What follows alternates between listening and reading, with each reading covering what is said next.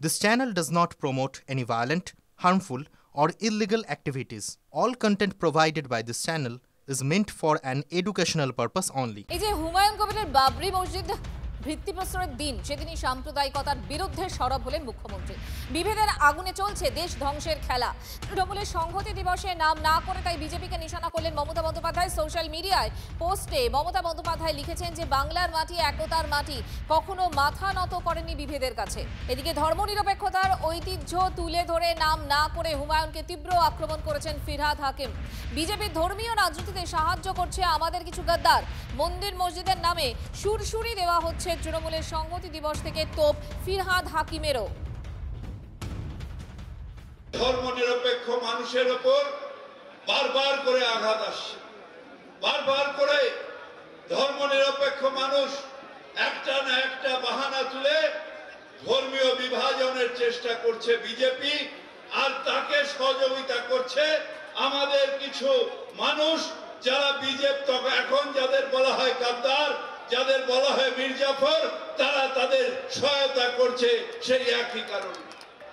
একদিন আগে পাকিস্তান হয়েছিল ভারতবর্ষের থেকে, কিন্তু ধর্ম অন্ধতার কারণে আজকে পৃথিবীর সবথেকে 5টা দেশ যে পিছিয়ে আছে তার মধ্যে পাকিস্তান রয়েছে।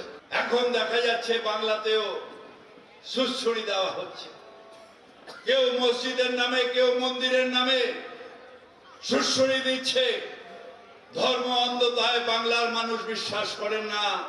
আমরা ঠাকুরের পথে যাব, যত মত তত পথ, সেটাই বাংলার একমাত্র রাস্তা। ধর্ম সংগঠন করে তৃণমূল পার্টির তার নেত্রী সবাই ভুগছে, সব জায়গায় আন্ডার এস্টিমেট করে না। বাংলার মুখ্যমন্ত্রী মমতা ব্যানার্জি তৈরি এগুলো জিনিস, মানে এই হুমায়ুন কবিরকে তো তার জন্মদাত্রীকে মমতা ব্যানার্জি আমাকে হারানোর জন্য তাকে ব্যবহার করলো। সে হুমায়ুন কবির আজকে বলছে সেটা, যে হিন্দু মুসলমান দাঙ্গা করিয়ে অধীর চৌধুরীকে হারানোর ব্যবস্থা করেছি আমি। মুখ্যমন্ত্রী কথাই করেছি। একটা রাজ্যের মুখ্যমন্ত্রী নিজে যদি দাঙ্গা লাগায় ভোটে হারানোর জন্যে, তাহলে সেই রাজ্যের মুখ্যমন্ত্রীর প্রতি মানুষের কোনো ভরসা বিশ্বাস থাকবে? এত নাটকবাজি এই মহিলা এই বাংলার সর্বনাশের সব থেকে বড় কারণ। ইতিহাস মিলিয়ে নেবেন আপনারা। রাজনৈতিক দলের নেতাদের বক্তব্যে এটা পরিষ্কার যে ভোটমুখী বাংলায় ধর্মযুদ্ধ শুরু হয়ে গেছে। আজ 6 ডিসেম্বর হাই প্রোফাইল এই দিনের পর আগামীকাল 7ই ডিসেম্বর 5 লক্ষ কণ্ঠে গীতা পাঠ এবং ব্রিগেড ময়দানে সেই নজিরবিহীন আয়োজন সনাতন সংস্কৃতি পর্ষদের। সমাজে শান্তি এবং স্থিরতা আনতে গীতা পাঠ দাবি উদ্যোক্তাদের। এই মুহূর্তে সুমন মহাপাত্র আমাদের সঙ্গে রয়েছেন, কথা বলবো তার সঙ্গে। সুমন, প্রথম কথা, এই যে গীতা পাঠ এর আগেও যদিও আমরা দেখেছি, কিন্তু এবারের এই গীতা পাঠ এরকম আয়োজনের প্রধান কারণটা কি, পেছনে কি প্রেক্ষিত উঠে আসছে এবং কত ভিড় হবে এবং আগামীকাল কি ছবি আমরা দেখতে চলেছি এখনো পর্যন্ত তার কি আঁচ পাচ্ছ সুমন? দেখো মঞ্জিরা, এর আগে আমরা লক্ষ কণ্ঠে গীতাপাঠ দেখেছি, তবে এবারে সংখ্যাটা 5 লক্ষ এবং যেটা আশঙ্কা করা হচ্ছে বা সম্ভাবনার কথা বলছেন এখানকার উদ্যোক্তারা, যে 5 লক্ষ কণ্ঠে গীতাপাঠ হলেও তার অনেক বেশি সংখ্যক জমায়েত হবে। ব্রিগেড প্যারেড গ্রাউন্ডে 3টে মঞ্চ করে কিন্তু এই প্রস্তুতি নেওয়া হয়েছে। আমি তোমাকে একটা ছবি দেখাবো, যে ক্যামেরা বন্ধু অমিত তোমাকে ছবিটা দেখাবে, যে এখন আমরা যেখানে রয়েছি সেখানে কার্তিক মহারাজ রয়েছে এবং কার্তিক মহারাজের দুপাশে কাজী মাসুম আক্তার রয়েছেন এবং অন্য ধর্মাবলম্বীরা যারা, তারাও কিন্তু এসেছেন এবং এই গীতা পাঠকে তারা কিন্তু অর্থাৎ সম্প্রীতির ছবি কোথাও তুলে ধরার চেষ্টা করা হচ্ছে উদ্যোক্তাদের তরফ থেকে। সাহেব, কার্তিক মহারাজ বসে আছেন, আপনি বসে আছেন, আরো একজন অন্য ধর্মাবলম্বী বসে আছেন। ছবি তো বিরল ছবি, কিন্তু সম্প্রীতির ছবি। বিষয় হচ্ছে এটা যদি বুঝতে হবে, শ্রীমদ্ ভগবত গীতা 5000 বছর আগে প্রায় রচিত হয়েছে। কোরআন শরীফ এসেছে পৃথিবীতে যখন 1400 বছর আগের কথা, এবং আমরা যারা ইসলাম ধর্ম নিয়েছি ভারতবর্ষে, আমরা তো এই ভারতবর্ষের সনাতনী আদি যুগ যুগ ধরে হাজার হাজার বছর ধরে ভারতবর্ষে ছিলাম। 500 বছর 600 বছর হবে, তাহলে 500-600 বছর আগে আমরা 500-600 বছর কোরআনটা পেয়েছি ধর্মগ্রন্থ হিসাবে। তার আগে আমাদের ধর্মগ্রন্থ একটাই, মূলত ধর্মগ্রন্থ যেটা আমাদের বেদ, আমাদের গীতা, এটা আমাদেরই তো গ্রন্থ। কাজী সাহেবের এই মন্তব্য, কার্তিক মহারাজ আপনি কি বলবেন?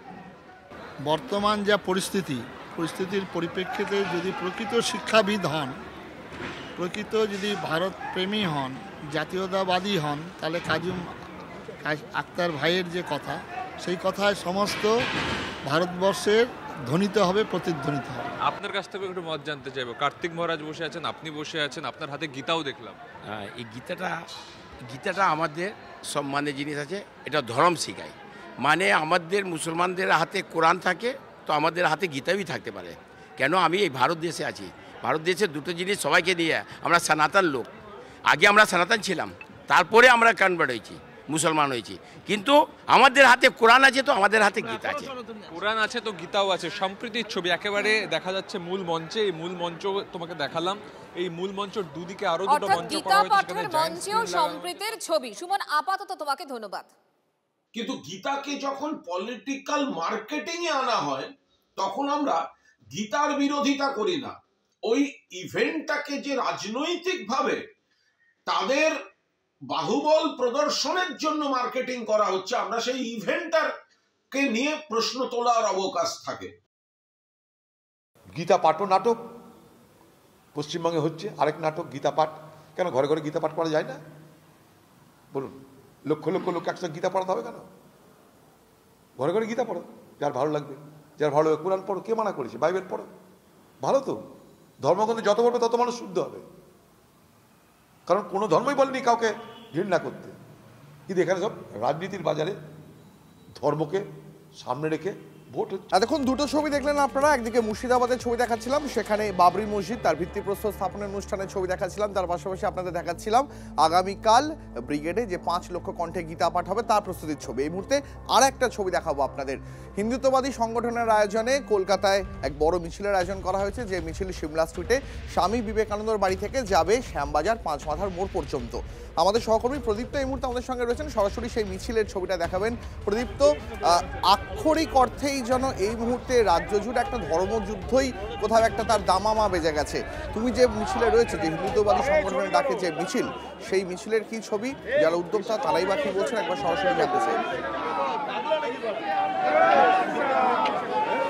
দেখো, শুরুতেই আমার সহকর্মী তুষার ঘটককে বলবো যে সেই ছবিটা দেখাতে। সৌর্য দিবস তারা পালন করছেন এবং এই মিছিলে কিছুক্ষণের মধ্যে যোগ দেওয়ার কথা রয়েছে রাজ্য বিধানসভার বিরোধী দলনেতা শুভেন্দু অধিকারী। তার সঙ্গে এই মিছিল এই যে স্বামীজির বাড়ি, স্বামী বিবেকানন্দর বাড়ি থেকে শ্যামবাজার পাঁচমাথার মোড় পর্যন্ত যাবে এবং সেখানে একটা সমাবেশও করার কথা রয়েছে। তুমি যেমনটি বললে যে এই মুহূর্তে গোটা রাজ্যে এই ধর্মযুদ্ধ এবং আগামীকালের গীতাপাঠ নিয়েও আমাদের সহকর্মীরা খবর করছে, অর্থাৎ ভোট যুদ্ধটা কোথাও গিয়ে ধর্মযুদ্ধতে পরিণত হয়েছে কিনা তা নিয়েই হয়তো একটা চর্চা চলছে। আমরা একবার কথা বলে নেওয়ার চেষ্টা করব, যে আয়োজকরা রয়েছেন তাদের সঙ্গে একবার কথা বলে নেব। আজকের এই মিছিলের তাৎপর্য, আজকে এক মহান দিন, ভারতবর্ষে বিরাট বড় গুরুত্বপূর্ণ দিন। 6ই ডিসেম্বর আজকে রাম মন্দিরের শিলান্যাস হয়েছিল এবং বাবরি মসজিদ এখানে ছিল না, জাহির করার চেষ্টা করছিল। এটা মোদিজির দ্বারাই সম্ভব হয়েছে, যোগীজির দ্বারা সম্ভব হয়েছে।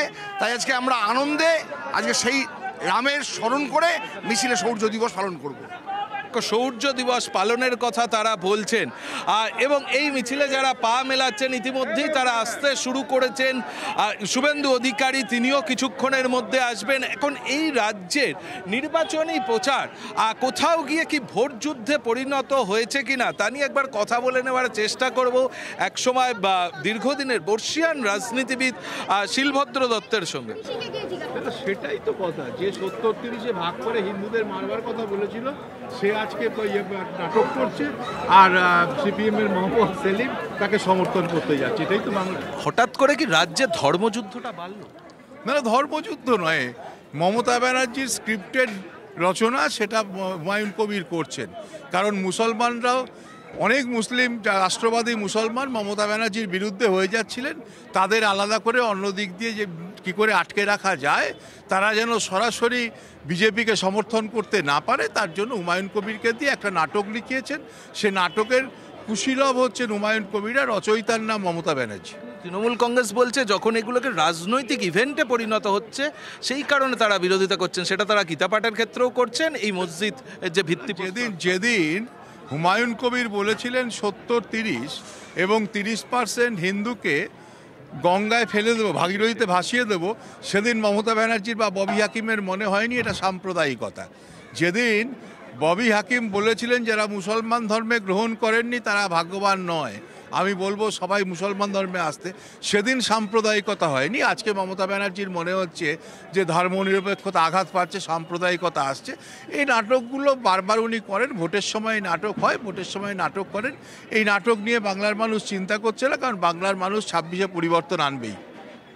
দেখো, তুমি শুনতেই পেলে যে বর্ষিয়ান নেতা শিলভদ্র দত্ত যেমনটি জানালেন যে বাংলার মানুষ পরিবর্তন আনবে এবং এটা কোথাও কোনোভাবেই ধর্মযুদ্ধ নয়, একেবারে মমতা বন্দ্যোপাধ্যায়ের একটা স্ক্রিপ্টেড নাটক কোথাও মঞ্চস্থ করেছেন হুমায়ুন কবিররা, সেই কথা তারা বলছেন। আর এই মিছিল কিছুক্ষণের মধ্যেই শুরু হবে। শুভেন্দু অধিকারী তিনি মিছিলে নেতৃত্ব দেবেন। মিছিল শেষে সমাবেশ রয়েছে, ফলে সেখান থেকে প্রদীপ্ত সেই প্রস্তুতির ছবি আমরা দেখতে পাচ্ছি। নজর থাকবে আমাদের, এই মিছিল শুরু হলে আবার তোমার সঙ্গে যোগাযোগ করবো। আপাতত ধন্যবাদ।